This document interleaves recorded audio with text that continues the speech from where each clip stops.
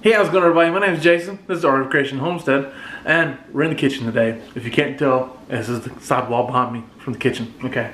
So, anyways, Angela Kay's over at the stove. She's browning some beef, fixing up something that some people might call American chopped suey, some people might call goulash, American goulash, Hungarian goulash, whatever. It's a goulash style recipe. Okay, it's something she formulated just so we can use some canned tomatoes that's out of our garden, some chopped frozen peppers out of our garden, and it's something quick, easy, very simple, very tasty. So we're gonna bring you over here and let her tell you what's going on, because I'm just a camera guy.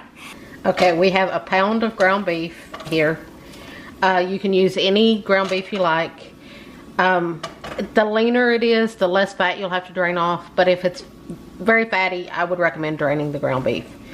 I've browned it up. You don't need me to show you how to brown ground beef. Most people know how to do that.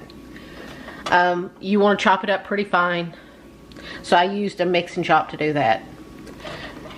For those of you who don't know what that is, we'll leave a link in the description below for a mix and chop. So now, we're going to turn the heat up on this to about medium. And now's when we're going to add our peppers. And I'm adding a mix of green bell peppers that we froze from our garden last year. And this all depends on you. That was about a pound of ground beef. As far as the peppers, you can use whatever type of peppers you like. I am using some green bell peppers and I'm using some red bell peppers. Use whatever peppers you like and use as many as you like. We like a lot. So I'm using about the equivalent of one green bell pepper and one red bell pepper, if you're using them fresh from the store. So now we're going to stir our peppers in. And I've already seasoned the ground beef as it was frying with some salt and pepper. Well, I'm going to add a little bit more salt and pepper here for the peppers. And again, this is all up to your taste. Add as much salt as you like. We like salt here. We like flavor. We're not salty. It's not salt. It's just, you know, seasoned food. And we know Jason is the pepper man. So he likes a lot of pepper. It wasn't a ton of pepper. We're going to add more pepper later. So, you want your peppers to start cooking just a little bit. You don't want them to cook completely yet. But I'm going to let them cook just a tiny bit, and then we'll start adding our seasonings. The peppers have been cooking in with the beef for about 3 minutes or so.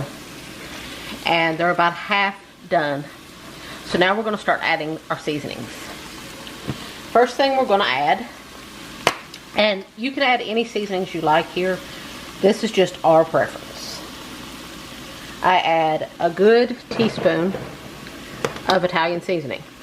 And if you've watched any of my videos where I'm using dried herbs, you want to rub them between your palms to release the oils back in them and liven them back up. And that will bring out so much more flavor. Is it better to play patty cake with your hands after you're done too? It's to knock the excess off, silly. Oh, okay. I thought you were just playing games. My bad. Now next, we are... My husband's goofy. Next, we're going to add just a little bit. Now, you don't want to kill it with this because it is very strong. We're going to add about a half a teaspoon of smoked paprika. Just to add a little bit of smokiness. You could add smoked paprika. I mean, if you want to spice, you could do like chipotle chili powder. You could do anchovy chili powder for a different kind of sweetness, sweet spice. If you like the flavor of paprika but don't want the smoke, just add plain paprika. Yeah, absolutely. But there's a variety of things you could add there if you just, whatever you felt like doing. That will just add just a touch of smokiness. Just a touch. You don't want to overpower it though. No. Now this is something that I don't think Jason even knows that I do. I add just a good sprinkle of Parmesan cheese. Nope, I had no idea you did that. And I know it's an odd time to add it. It makes all the difference.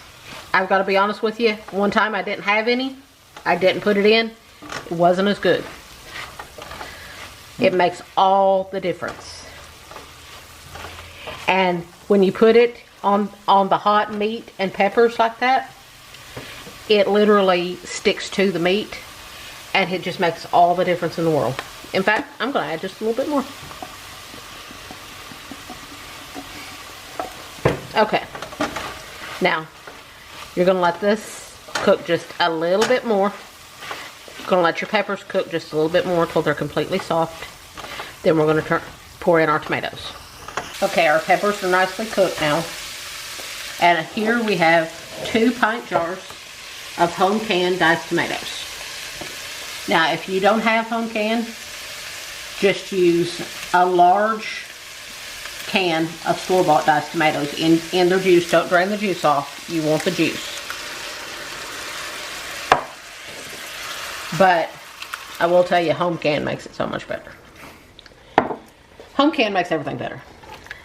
Now, you want to stir this in, and you want it to start coming to a boil. And don't splash it on yourself. You don't want to sling it on yourself. And don't sling it on yourself. Now I look like I've been shot. But all shooting aside, you want to let the tomatoes and the tomato juice come to a little bit of a boil. That way your tomato chunks will start to break down just a little bit. Because you want them to start breaking down just a little bit. It thickens all that up a little bit. And it starts to thicken things up a little bit. But you don't want it to thicken up too much because you want the juice, because you want to cook your macaroni in the juice. That's true. So what we're going to do, we're going to put a lid on it. My lovely camera mister will hand me my lid. And now we're going to leave it on medium heat and let it come to a boil.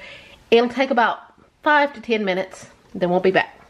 The tomatoes have started cooking down real good and created a lot of juice for your macaroni to cook in.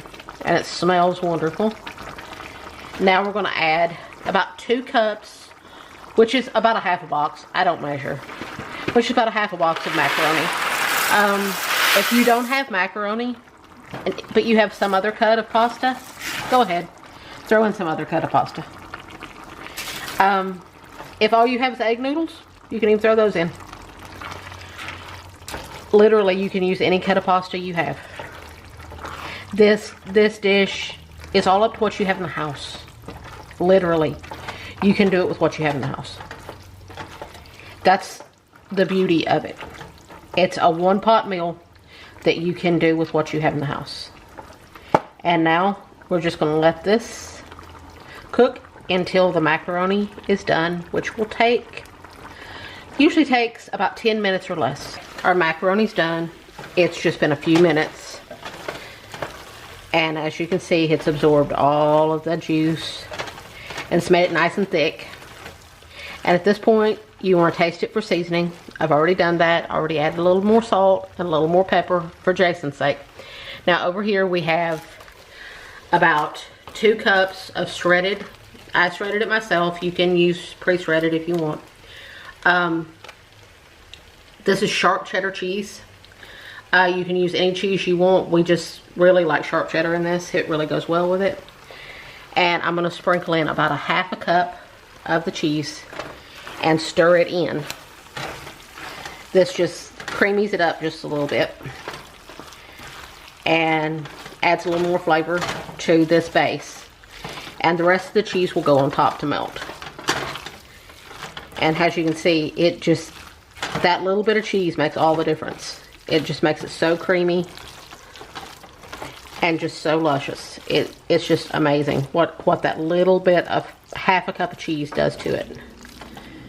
And then you want to spread it even. That way your cheese can spread evenly over top. And then you just want to take the rest of your cheese and just sprinkle it over the top.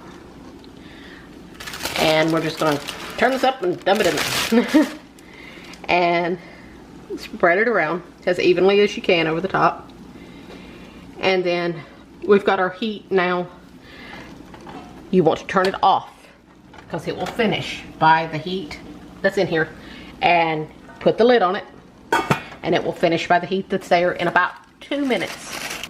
Okay, so now I've been given the task of giving you a taste test. It's a tough one, but I think I can handle it. Let's go. I'll suck it up just this one time. Okay, just for y'all. Not for Angela, just for y'all. So I'm gonna give me a good old hillbilly bite. You gotta take a princess bite. No, I gotta take a hillbilly bite. And I'm gonna blow it off a little bit because I don't want to burn my full self like I did one time before.